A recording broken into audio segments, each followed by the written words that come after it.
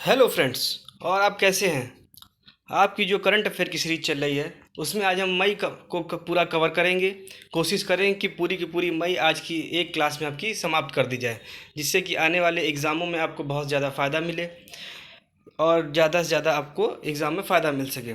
चलिए दोस्तों, आज की क्लास स्टार्ट की जाए, जिससे कि हम आगे मई और के बाद अप्रैल और अन्य भी मंथ को शुरू कर सकेंगे और आपके एग्ज़ाम में ज़्यादा फ़ायदा मिल सके, क्योंकि जल्द ही आपका एग्ज़ाम होने वाला है यूपीपी का और एसएससी का भी। तो उसको देखते हुए हम ये क्लासेस चला रहे हैं। उसके अलावा हम यूपी जीके भी चला रहे हैं, जिसमें भी ज़्यादा से ज़्यादा आप आएँ और देखें। चलिए दोस्तों, शुरू करते हैं। पहला क्वेश्चन आज का, किस बॉलीवुड अभिनेत्री को कांस फिल्म फेस्टिवल में पाल्मे डी अवार्ड से सम्मानित किया गया है? तो ये है मेरिल स्ट्रिप। आज का अगला प्रश्न, किस आईआईटी को उसके लागत प्रभावी इन्वर्टर के लिए पेमेंट प्रदान किया गया? तो ये है आईआईटी पटना। अगला प्रश्न है आज का, हार्वर्ड कार्यक्रम शुरू करने वाला भारत का पहला विश्वविद्यालय कौन सा है? तो हार्वर्ड कार्यक्रम शुरू करने वाला भारत का पहला विश्वविद्यालय चंडीगढ़ विश्वविद्यालय है। चलिए दोस्तों, आज का अगला प्रश्न है, भारत और किस देश ने इंटर बैंक सिस्टम पर यूपीआई लॉन्च करने के लिए सहमति व्यक्त की है? तो भारत और घाना ने इंटर बैंक सिस्टम पर यूपीआई लॉन्च करने के लिए सहमति व्यक्त की हुई है।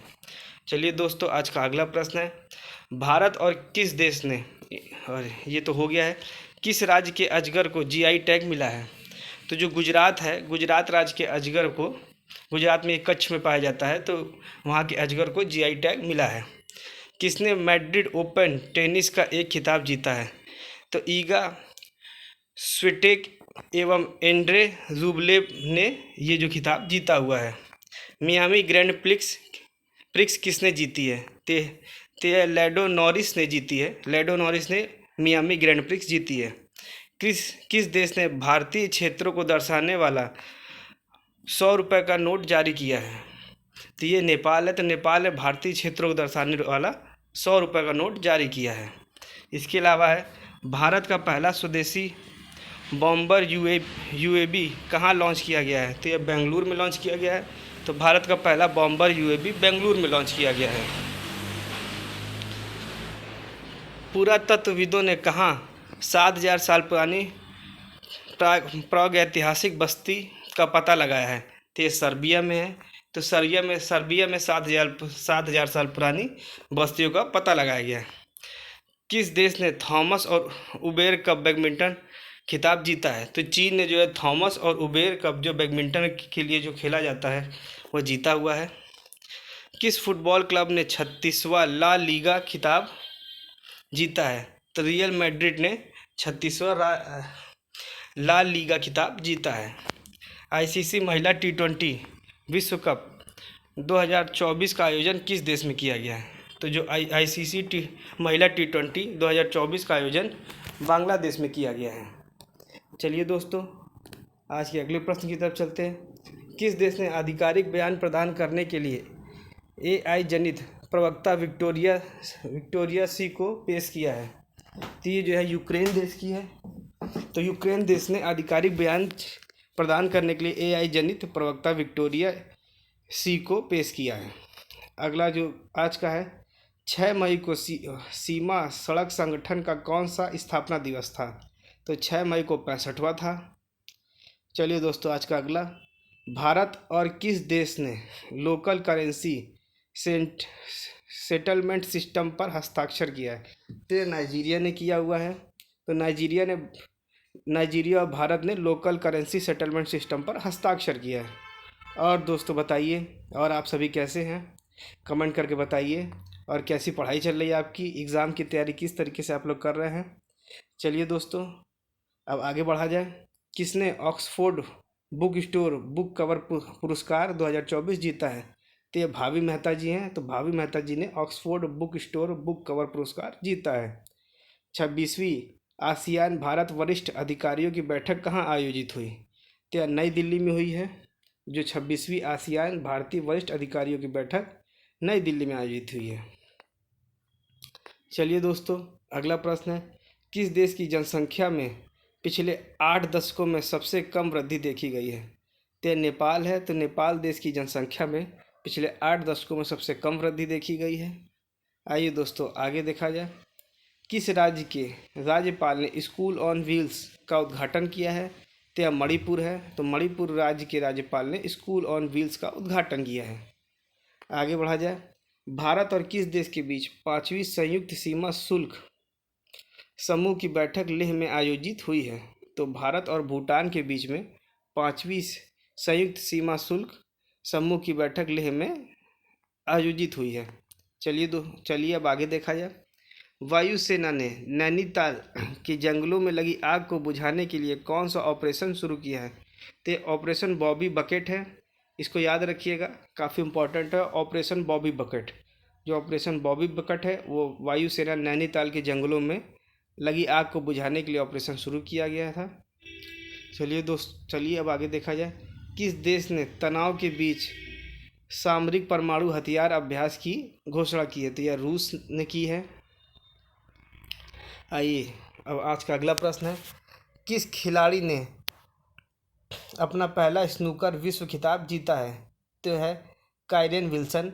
तो जो काइरन विल्सन है उसने अपना पहला स्नूकर विश्व खिताब जीता है।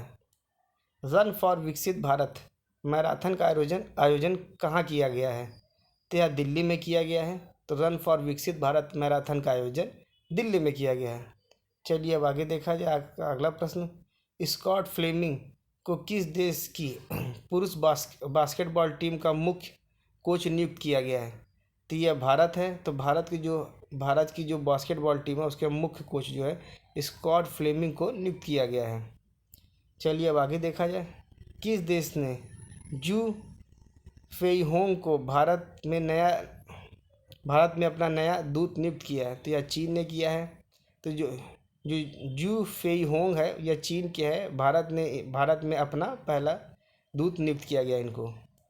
चलिए अब आगे देखा जाए। खबरों में रहा सिंकुला पास किस राज्य में स्थित है? ये जो सिंकुला पास है यह हिमाचल प्रदेश में स्थित है। जो भी चीज़ें खबरों में आती है उनको एग्ज़ाम में आने की ज़्यादा चांसेस होता है, क्योंकि यह जो क्वेश्चन है यह ज्योग्राफी से भी बनता है, उसके अलावा करंट अफेयर से भी बन जा रहा है, जिसके कारण इस क्वेश्चन को आने की संभावनाएं ज़्यादा हो जाती हैं। किस देश में माता तीर्थ औसी उत्सव मनाया गया? तो जो नेपाल है, नेपाल में माता तीर्थ औसी उत्सव मनाया जाता है। आगे देखा जाए। वैश्विक प्रेषण के मामले में दुनिया का पहला देश कौन सा है? तो जो वैश्विक प्रेषण के मामले में दुनिया का पहला देश भारत है। और दोस्तों आज का अगला प्रश्न देखा जाए। Global pride of Sindhi award 2024 से सम्मानित किया गया है। तो जो पवन सिंधी जी है इनको global pride of Sindhi award 2024 से सम्मानित किया गया है। चलिए अब आज का अगला देखा जाए। किस देश की कंपनी ने मोमबत्ती के मोम से चलने वाले रॉकेट का परीक्षण किया है? तो ये जो जर्मनी है, जर्मनी देश की एक कंपनी ने मोमबत्ती के मोम से चलने वाले रॉकेट का परीक्षण किया है। चलिए अब आज का अगला प्रश्न है। गूगल ने वॉलेट ऐप किस देश में लॉन्च किया है? तो यह भारत में लॉन्च किया है। तो गूगल ने जो वॉलेट ऐप है यह भारत में लॉन्च किया है। चलिए अब आज का अगला प्रश्न है। इसी के साथ हमारे चैनल को लाइक, सब्सक्राइब और शेयर करते रहिए, जिससे कि हमको भी मोटिवेशन मिलते रहे आपके लिए, और हम ज़्यादा से ज़्यादा करंट अफेयर और आपके लिए जो यूपी जीके और कुछ हिंदी क्लासेस भी एग्ज़ाम से पहले लेके आएंगे, जो कि आपके लिए और काम आए एग्ज़ाम से पहले। चलिए दोस्तों आज का अगला प्रश्न है। विश्व के तीसरे सबसे बड़े ऊर्जा जनरेटर के रूप में भारत ने किस देश को पीछे छोड़ा है? तो जो भारत ने जापान को पीछे छोड़ दिया है। अब जो है भारत जो है विश्व का तीसरा सबसे बड़ा ऊर्जा जनरेटर के रूप में आगे आ चुका है। किस राज्य सरकार ने पिरूल लाओ पैसे पाओ अभियान शुरू किया? तो ये उत्तराखंड राज्य ने शुरू किया है। उत्तराखंड सरकार ने जो है पिरूल लाओ पैसे पाओ अभियान शुरू किया है। 9 मई 2024 को जारी वेल्थिएस्ट सिटीज रिपोर्ट 2024 में विश्व का सबसे अमीर शहर कौन सा घोषित किया है? तो जो विश्व का जो सबसे अमीर शहर है उसको न्यूयॉर्क को घोषित किया गया है। चलिए अब आज का अगला प्रश्न है। भारत फ्रांसीसी सैन्य अभ्यास शक्ति 2024 कहाँ आयोजित किया गया है? तो भारत फ्रांसीसी सैन्य अभ्यास शक्ति 2024 जो है वो मेघालय में आयोजित किया गया है। चलिए आज का अगला जो है प्रश्न है, किस देश ने भारतीयों की वीज़ा फ्री एंट्री का समय सीमा बढ़ा दिया है? तो जो श्रीलंका देश है उसने भारतीयों की वीज़ा फ्री एंट्री की समय सीमा बढ़ा दी है। चलिए आज का अगला प्रश्न है, सीडीएस जनरल अनिल चौहान की अध्यक्षता में त्रिसेवा सम्मेलन परिवर्तन चिंतन कहाँ आयोजित हुआ है? तो जो सीडीएस जनरल जो है हमारे वो अनिल चौहान जी हैं, इनकी अध्यक्षता में त्रिसेवा सम्मेलन परिवर्तन चिंतन नई दिल्ली में आयोजित किया गया है। किसने मी टीन यूएसए 2023 का खिताब लौटाया है? तो भारतीय मूल की उमा सोफिया श्रीवास्तव जी ने मी टीन यूएसए 2023 का खिताब लौटा दिया है। जापान के राजदूत ने भारत में कहाँ शांति स्मारक का उद्घाटन किया है? तो जो जापान के राजदूत हैं उन्होंने भारत में नागालैंड में शांति स्मारक का उद्घाटन किया है। किसने भारतीय नौसेना के चीफ ऑफ पर्सनल का पदभार संभाला है? तो ये जो है संजय भल्ला हैं। जो संजय भल्ला जी हैं उन्होंने भारतीय नौसेना के चीफ ऑफ पर्सनल का पदभार संभाला है। चलिए दोस्तों, इसी के साथ हम आगे बढ़ते हैं। आज और इसके आगे और प्रश्न कौन से हैं? हवा से कार्बन डाइऑक्साइड निकालने का दुनिया का सबसे बड़ा संयंत्र कहाँ खोला गया? तो यह आइसलैंड में खोला गया है। जो हवा से कार्बन डाइऑक्साइड निकालने का दुनिया का जो सबसे बड़ा संयंत्र है ये आइसलैंड में खोला गया है। चर्चा में रहा सोनाई रूपाई वन्यजीव अभयारण्य किस राज्य में है? तो जो चर्चा में रहा सोनाई रूपाई वन्यजीव अभयारण्य असम में है। किस बैंक ने निष्क्रिय खाते 1 जून 2024 को बंद करने की घोषणा की है? तो जो पीएनबी बैंक है उसने 1 जून 2024 से निष्क्रिय खाते बंद करने की घोषणा की है। चलिए अब आगे अगला प्रश्न देखा जाए, कौन सा देश यूएन का सदस्य बनने के लिए क्वालिफाई हुआ है? तो जो फिलिस्तीन है वह यूएन का सदस्य बनने के लिए क्वालिफाई हुआ है। एमएसडीई ने ड्रोन दीदी योजना के लिए किसके साथ साझेदारी की है? तो ये महिंद्रा के साथ साझेदारी की है। भारत की लोक कला और जनजातीय परंपराओं को दर्शाने वाली प्रदर्शनी स्वदेश का आयोजन कहाँ हुआ? तो जो भारत की लोक कला और जनजातीय परंपराओं को दर्शाने वाली प्रदर्शनी स्वदेश है उसका आयोजन दुबई में हुआ है। किस देश की संसद ने कैदियों को सेना में शामिल होने की अनुमति देने वाला विधेयक पारित किया है? तो जो यूक्रेन है, यूक्रेन की संसद ने कैदियों को सेना में शामिल होने की अनुमति देने वाला विधेयक पारित किया है। चलिए आज का अगला प्रश्न है, भारत और भूटान के बीच 5वीं संयुक्त सीमा शुल्क समूह की बैठक कहाँ आयोजित हुई है? तो ये हमारी लद्दाख में हुई है। जो भारत और भूटान के बीच 5वीं संयुक्त सीमा शुल्क समूह की बैठक लद्दाख में आयोजित हुई है। चलिए अब आज का अगला प्रश्न है, किसे वैश्विक कुश्ती संचालन संस्था UWW ने निलंबित किया है? तो जो बजरंग पुनिया है उनको वैश्विक कुश्ती संचालन संस्था UWW ने निलंबित किया है। चलिए आज का अगला प्रश्न है, किस संगठन ने महिलाओं के खिलाफ हिंसा से निपटने के लिए पहला कानून अपनाया है?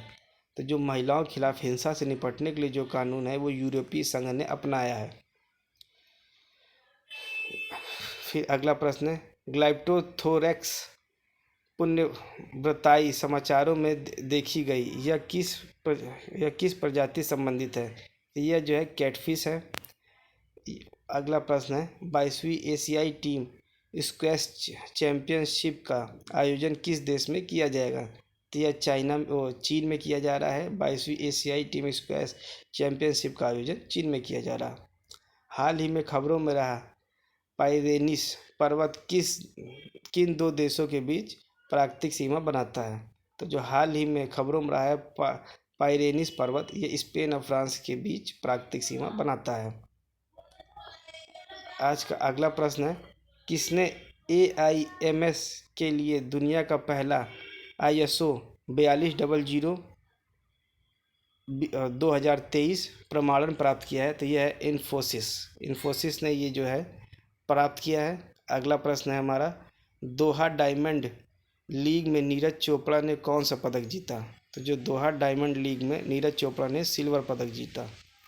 अगला प्रश्न है, पाकिस्तान ने किस देश के सहयोग से अपना चंद्रमा चंद्र मिशन ICube कमर लॉन्च किया है? तो ये जो है चीन के सहयोग से पाकिस्तान ने अपना पहला चंद्र मिशन आईक्यूब कमर लॉन्च किया है।